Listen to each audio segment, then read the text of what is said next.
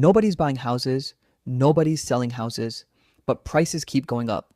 Let me explain how that's even possible. Right now, the middle of the road home in America costs $440,600. That's the highest it's ever been. And if you want to borrow money to buy that home, the interest rate is about 6.6%.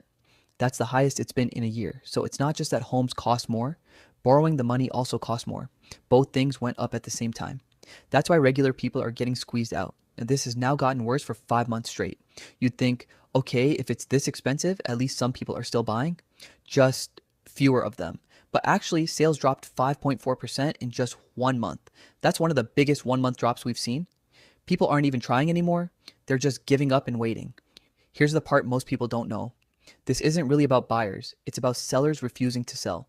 A few years ago, tons of people bought houses when interest rates were super low, like 3% or even lower. If they sell now, they lose that low rate, and they'd have to borrow again at 6.6% for their next house.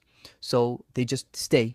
They don't sell. Even if they want a bigger house or want to move somewhere new, they stay put because moving would cost them a lot more money every month. Because of this, the number of homes being sold compared to how many people actually own homes is at one of its lowest points in decades. Some experts say it's even slower than parts of the 2008 financial crash. And that crash was a real emergency. This is just everyone quietly deciding not to move. So if nobody's buying, why do prices keep climbing? Because almost nobody's selling either. There just aren't many houses for sale. When there's not much to buy, the few houses that are for sale get pricier, not cheaper. Here's the whole situation in one breath. Homes cost more than ever.